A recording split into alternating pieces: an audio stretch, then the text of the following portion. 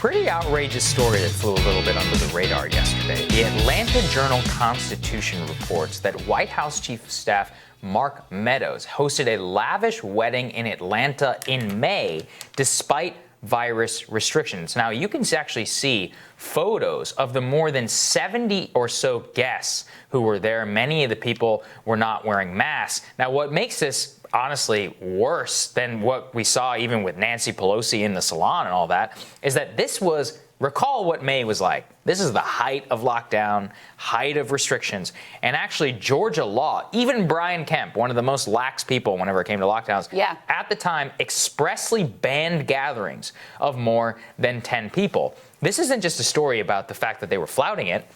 Think about this.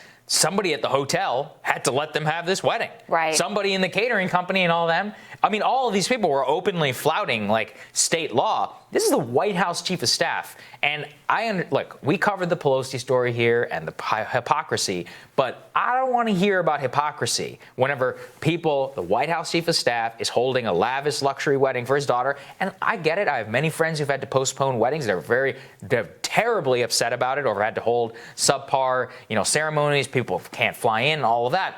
But they stood by the law. But that's exactly the point. Is while everybody else was out there following the rules and the regulations or getting outrageously smeared online if they dared to do anything that was remotely risky, this guy thinks the rules don't apply to him. And that's such a common theme with this administration, with previous administrations, with the people who run this town. They think that they can do whatever they want and the rules don't apply to them. So I don't want to hear all their BS about law and order. Where's your law and order? You are openly flouting the regulations at the time in Georgia, which you point out was one of the most lax states. And at the time, you were not allowed to have gatherings of more than 10 people. This was an indoor wedding. It was 70-some plus guests.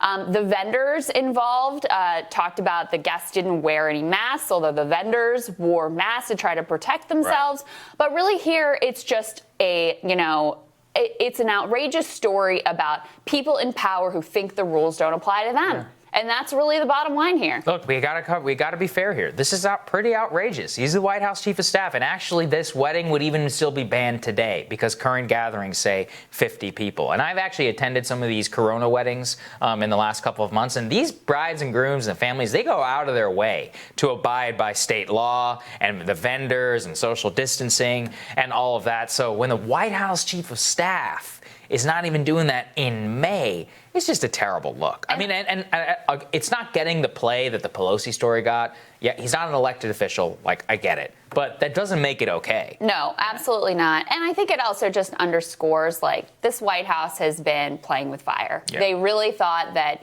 this didn't apply to them. They thought that they could be completely cavalier, disregard any of the basic precautions that you all have been taking and curtailing your activities in your lives to try to keep not just yourself safe, but the people around you safe, any loved ones safe who may be elderly, may have pre-existing conditions that make them more vulnerable to this.